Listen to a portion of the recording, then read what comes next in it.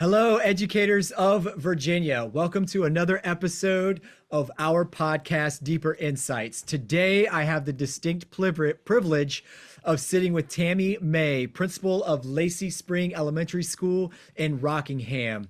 Tammy, thank you so much for carving out time to record this podcast, but for also for us to get to know you a little bit better and to learn about the really cool things that are going on in Lacey Spring.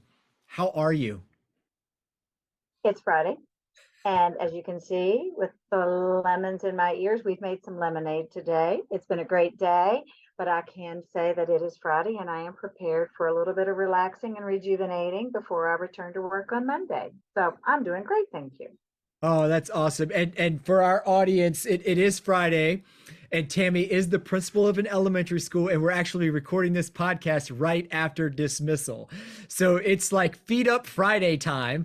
And here Tammy is giving back to the profession by recording a podcast. So I appreciate the lemons to lemonade metaphor there, Tammy. I definitely appreciate that. I too am well. It is Friday afternoon. If the worst thing that I have to complain about is the wonky weather of Virginia, then things are going things are going pretty well. So it is one of those dreary days in early March where Virginia cannot make up its mind whether or not we're going to have some more winter or we're going to turn into spring. Alas, here we are. 10 degrees cooler and we'd be seeing white stuff. But meanwhile, all is well, and we'll look forward to maybe some snow over spring break when we don't really want it. But oh well, we don't get to make those choices. I remember a couple of years ago, there was like a huge snowstorm in March, and we had like 8 or 9 days off because of the snow in March. This might have been in like, I don't know, 2013, 2014. This has nothing to do with why we're recording the podcast, but that's Virginia weather for you. It gives you plenty to talk about. So That's enough right. about that. Tammy, let's talk about you for a second. I'd love Okay. to open up some space for you to share your journey, for you to share your story, your educational story. So if you could just tell us a little bit about you, Tammy. Absolutely. This is my 29th year in education. I started my career by owning my own preschool. It was called Bright Beginnings Preschool. It was at a local church. I did that for 4 years to whet my appetite for actual teaching. That was my first teaching job. And then I ventured into interviewing for a job at Plains Elementary School. And I started teaching kindergarten there and worked my way through all the grade levels except fifth. Then I landed at John C. Myers as assistant principal. While assistant principal, I started work on my doctorate and then came here to Lacey Spring 5 years ago and finished my doctorate and am very, very content here at my school, situated at the top of a hill in Rockingham County. We focus very much on environmental education. Since I've been here, we have a massive school garden. We have a $9,000 arboretum upgrade and storytelling pergola going in. We have a windmill, and we have very eager and lovely children here at this school. So, does that answer your question there for my journey? Yeah, absolutely. Thank you for sharing. And you make me want to come out to Lacey Spring to visit. I want to see what you just described. So you might have to invite me, or I just invite myself and show up one day. But I'd Just love to come see it. on. Come on. We've got fourth graders making lemonade and selling lemonade. They just made $550 last week selling lemonade to help pay for Wow. their Jamestown trip. So come on, we'll serve you some lemonade or a cup of coffee. Love to have you.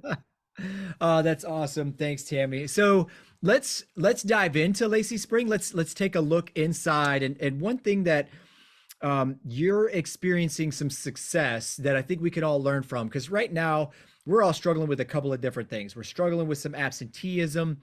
We're struggling with student behaviors, among other things. But there, where we can find bright spots, we definitely want to elucidate them and learn from them. So, can you talk a little bit about what your school is really doing that is experiencing some success in some of those areas? Absolutely. 5 years ago, almost 5 years ago, when I started here, I didn't want to step in and initiate any type of change. no major change, I should say, because I felt like I needed to step in and get to know the culture, the community, the teachers, the students. But there's one thing that I knew was very, very important because I had seen and heard and researched the benefits. And that's something called restorative justice and community circles. So 5 years when I came on board, I said to the staff, I'm here to be a part of everything that's going on, but we're going to do one thing. From 8:30 to 9, every single day in every class, we are going to do something called community circles. And in community circles, and again, this was 5 years ago, we've been building on it and building on it for years, but we trained our staff. We had a staff member at that time who had a restorative justice certificate. And she was able to train the rest of the staff on what a circle would look like. What's the purpose of a circle every day? Why do children need to sit in a circle and face each other and have dialogue and have respectful conversations around the circle about a topic of interest? So we were trained and then we jumped in.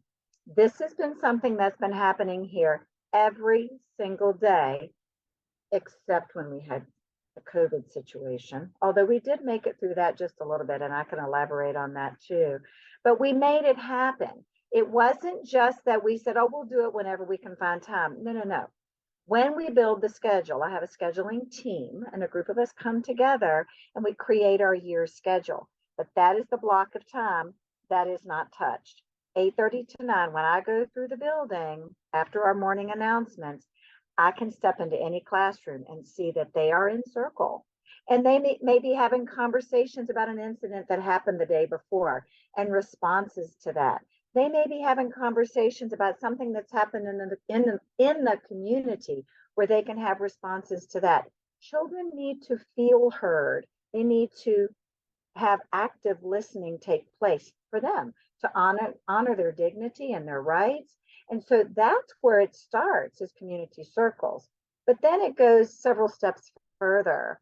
Instead of the punitive way of disciplining students, the focus more is on having students face each other and have conversations about what happened.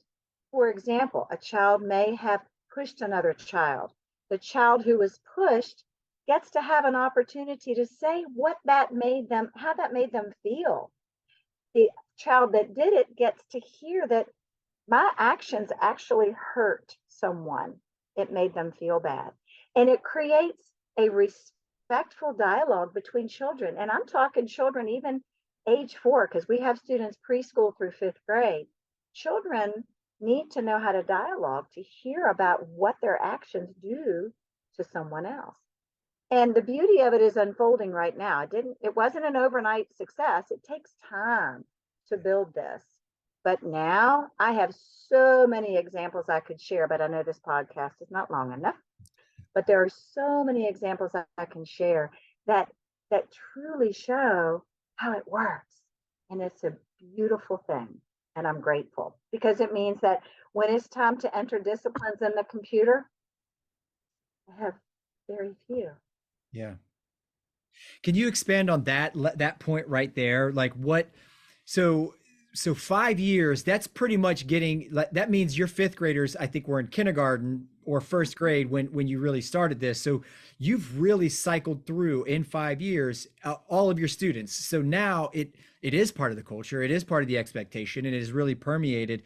But you mentioned as one outcome for you as the principal is limited discipline. I can only imagine that means, less discipline equals more time on task and more instructional time, et cetera, et cetera.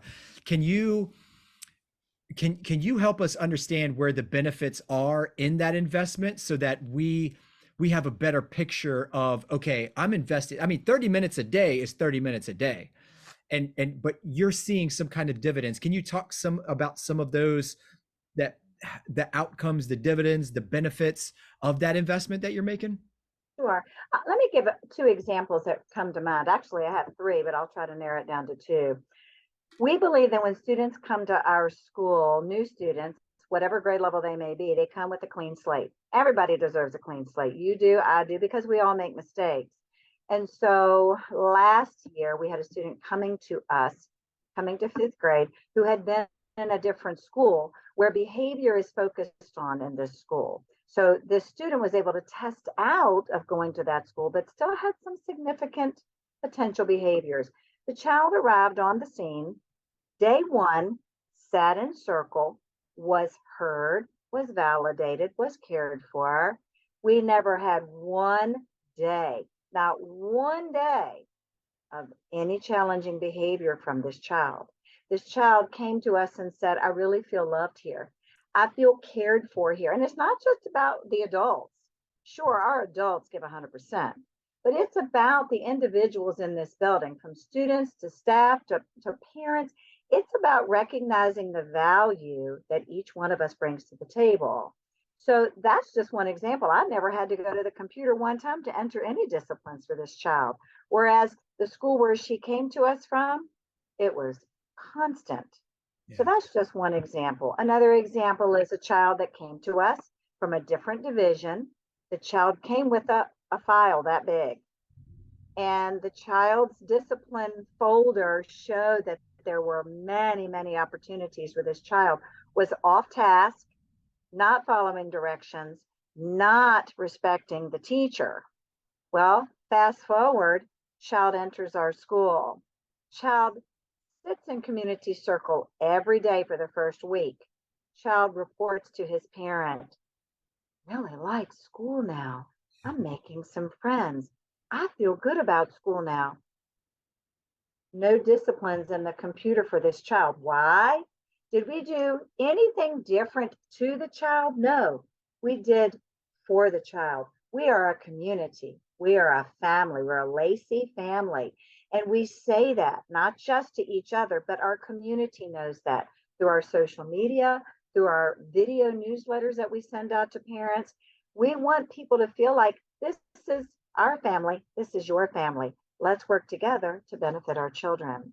So, does that answer that question related to academics and on task behavior, or should I elaborate Yeah, more? let's. I'd like to probe a little bit deeper. We call it deeper insights for a reason. So you gave two examples of like individual students who came to you with some issues behavioral wise, and how community circles really help to turn those individual kids around and really allow those students to feel differently about school. I'm assuming than what they felt in the schools previous to yours. Um, what are you seeing for all of the other students, perhaps students who aren't going to have behavioral issues no matter what, but now that they belong to these community circles, what are some potential outcomes that you're seeing for students um who would never ever be behavioral issues anyways? Well, I see for them that they are able to be a part of a positive community. But then to take it to the next level, they are able to facilitate compromise. They're able to facilitate situations that might not, or that might erupt into something bigger, but they're able to keep things calm and focused. So, for example, this is a perfect example. It's a great segue. I had a first grader and a second grader. They had a disagreement. They just could not get things resolved. So I said to them, I said, let's take some time and talk about it. I could have been more punitive and I could have said, oh, why did you do that to her? That wasn't very nice. You shouldn't have done that. That serves no purpose. Both young ladies had a story to tell. Community circles allows that. But outside of the circle, this happened mid-morning. And they both needed an opportunity, they needed a space, and they needed a time to talk about it. One said, I, I didn't like what you did to me. And the one that normally wouldn't need the extra help or the extra skills from the community circle time, she was able to facilitate that whole conversation. She says, I hear that you're not happy with me because you thought that I did that on purpose, but I didn't do it on purpose. Do you forgive me? Because I wasn't trying to hurt you. And the little one says, the first grader says, I know you weren't trying to hurt me, but that's just kind of how it felt to me. And the second grader speaks up and says, do you think that we're going to be able to be friends after this? They resolved it. My nurse, who's new to my school, knows nothing about community circles. She's just getting to know the school. She says, "What just happened?" And I said, I'm saying the same thing. I'm like 6 and 7 year olds don't talk like that to each other in a lot of environments. but it's Yeah. it's modeled for them. It's discussed for them. And even though outside of school that may not be happening in their homes, it's happening here. And children are learning how to self-regulate. They're learning how to have healthy conversations. And it keeps me in the background saying, "You need anything? Okay, have a great day." And it takes that punitiveness out of it. And it makes the resolve happen so it doesn't happen again. And now you got two little girls there, just great friends. Imagine, I mean, I love that you talked about they're able to facilitate compromise and just that example conversation that you just gave between the first and the second grader. I can't help but think about how we how we as adults and how our society is not doing that right now. It's like two polarities that are just a screaming match at each other. And so what a great skill set to have at such a young level, that at such a young age, to be able to build upon as they grow, because our next generation will need some bridge builders to help mend some fences, to mix metaphors there. Can we, I want to live in a space one more time, a little bit more with outcomes. So, with lower behavioral issues and lower discipline problems, it's an increase on time on task, an increase for instructional time. I'm guessing that Rockingham or Lacey Spring, we won't talk about the whole school division, is experiencing some of the learning gaps that everybody else is as a result of the pandemic. I don't think you were immune to it, I'm guessing. So can you help for me and for our listeners make a direct tie between the the student behaviors and the learning environment that you've created and how you're working to close those academic gaps? Can you make that direct connection for us? Well, this is my belief system, and this is what I hear from my people that are on the front lines. COVID was not an easy thing. That's just a 100% factual statement. It created times where students were not given opportunities to not only not learn at 100%, but also not be heard 100%. When you're sitting behind a computer screen, you don't have enough opportunity for face to face, real world conversations. So, fast forward to where we are with our community circles and our opportunities to practice restorative justice, that truly makes a difference on helping children to feel more acclimated to their learning environment, safer in their learning environment. What child is going to learn when they don't feel comfortable Yeah. in their learning space? Community circles creates that space where you're safe with your class family, and you're able to open up and convey some of your innermost thoughts or feelings where others may be feeling the very same thing. And when you're in that safe foundation, and the material is still going to be there, we're still going to work our way there. We may not get there as fast as we'd like to, but when we have a safe space, wow, that can make a big difference. The angst and the frustrations may not be as built up as they might be if you were in an environment where maybe the community circles are not taking place. I don't know what's happening elsewhere.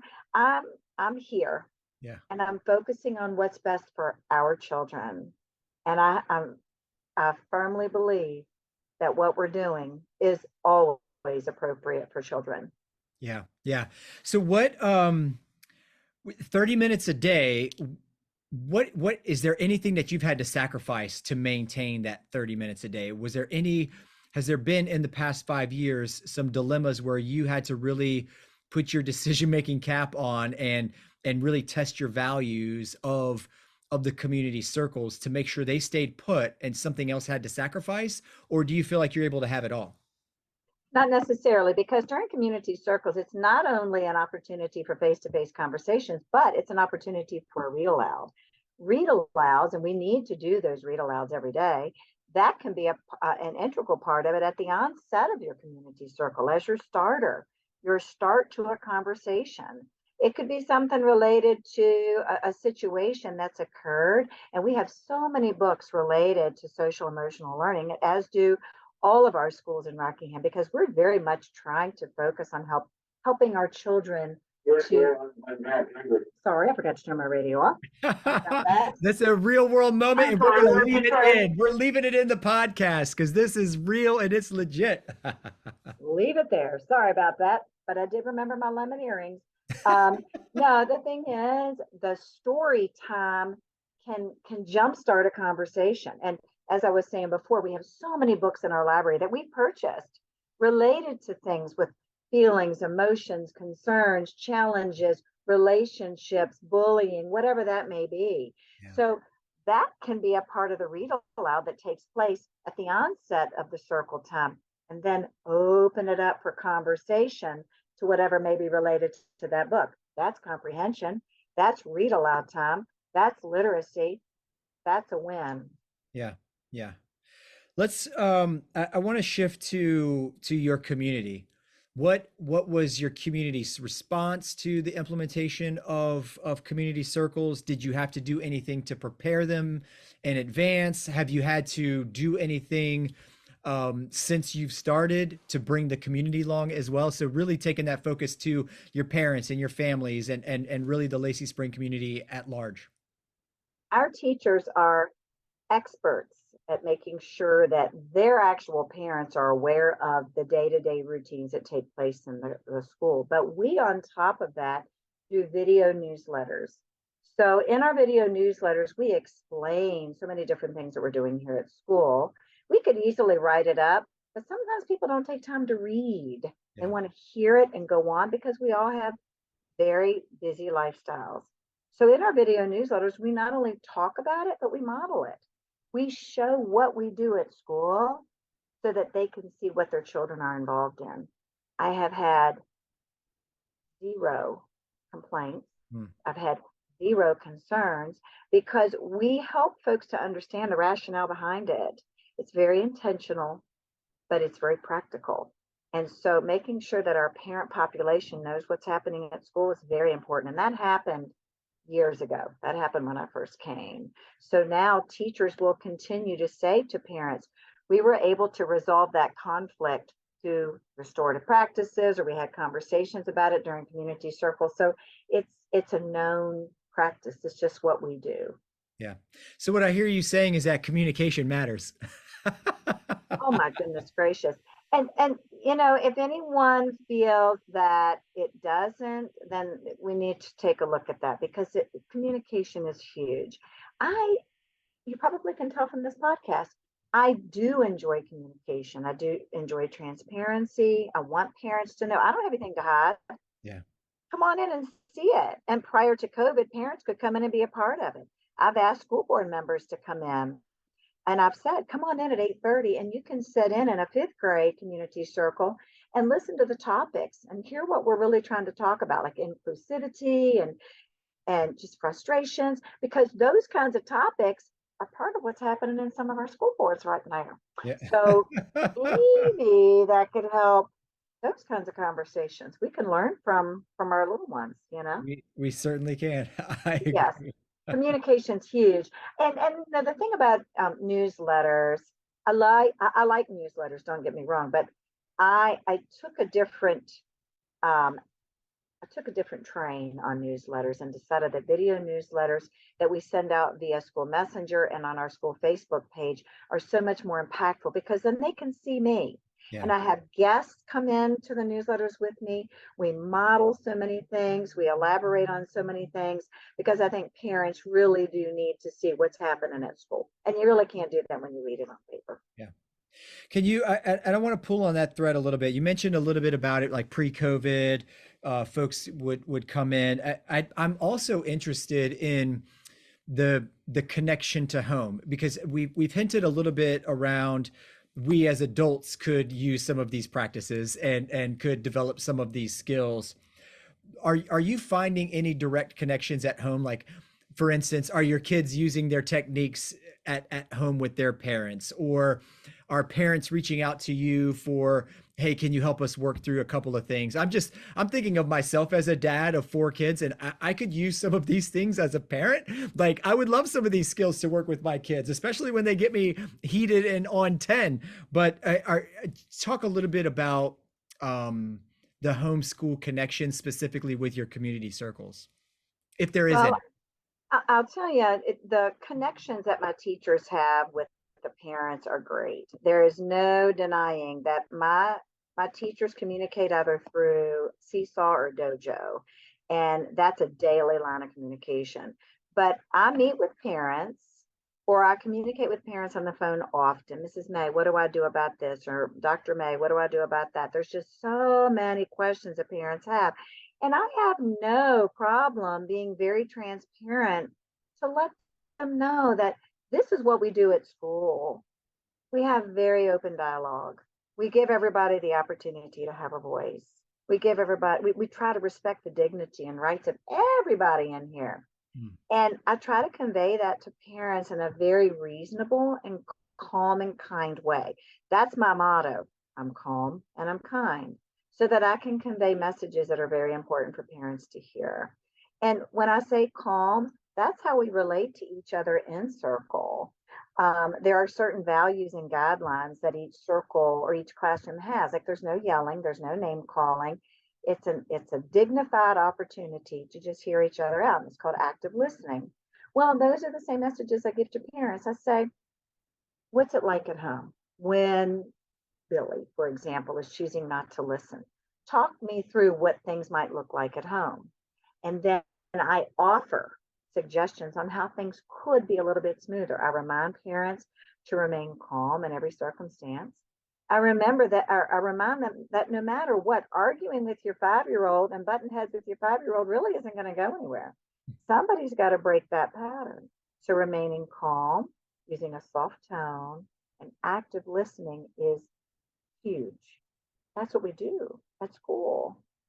Parents really do like getting advice because their kids, I don't know what all the kids are doing when they go home, but I know children are teaching their parents, well, this is what we do at school.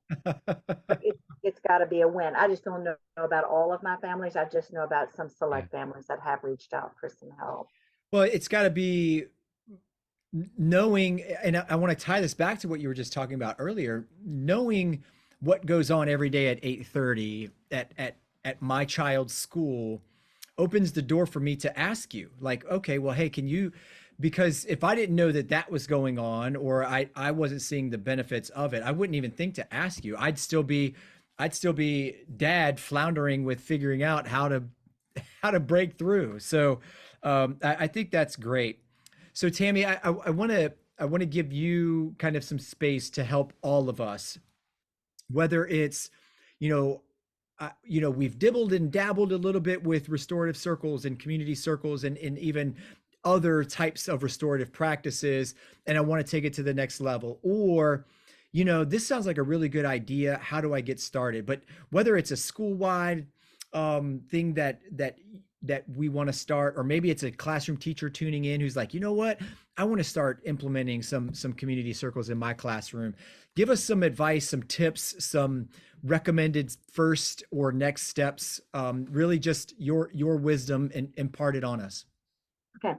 So I came upon all of this information through the Summer Peace Building Institutes at Eastern Mennonite University. Eastern Mennonite University is here in Harrisonburg, Virginia. And as I stepped into various summer opportunities, like 2-day conferences, it really whet my appetite for what really matters for kids. And so then I stepped even further and started going more into it. Then when I came to this school, I had a staff member that already had a restorative justice certificate. So I reached out to those that know and brought them in so that we could grow.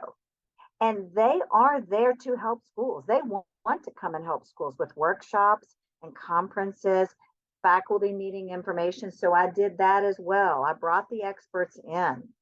Yeah. Since then, I finished my doctorate in 2021, and now I'm enrolled at EMU working on my restorative justice certificate because I don't have all the answers. I just know what's best and appropriate for children. And I want to truly want to target that and maximize my efforts there. So I think for anyone that would like to start this process, I highly recommend reaching out to Kathy Evans at Eastern Mennonite University. And she and Dr. Paul Yoder are in charge of the program. Restorative justice isn't just isolated here in Harrisonburg, it's branching out in all areas. Example, in the class that I'm in right now, I have students in class with me from Pennsylvania, Minnesota, Florida, because it's becoming what's necessary, what's good, what's best and appropriate for our children. So I think the starting point would be for Eastern Mennonite University, Dr. Paul Yoder or Dr. Kathy Evans. They're the experts. Awesome. Thank you, Tammy. So I also want to give you just a moment if somebody has been inspired or wants to know more, is there a way that our listeners can get in contact with you, get in touch with you? Sure. Call me at Lacey at 540-433-7819, or my email is tmay, T as in turkey, May as in the month of May, at rockingham.k12.va.us. As you can see, I'm a very happy and proud principal, and I'm always happy to share about some great things that are happening here at our school. Yes, and I love your energy, Tammy. I've enjoyed our time together. I appreciate that energy. I appreciate your knowledge and expertise, and most of all, I appreciate your willingness to share your lessons learned and that expertise and wisdom with everyone who tunes into our podcast. So, Tammy, thank you so much. Go enjoy your lemonade. I think I will. Have a great weekend. Thank you so much. Great to see you. Bye.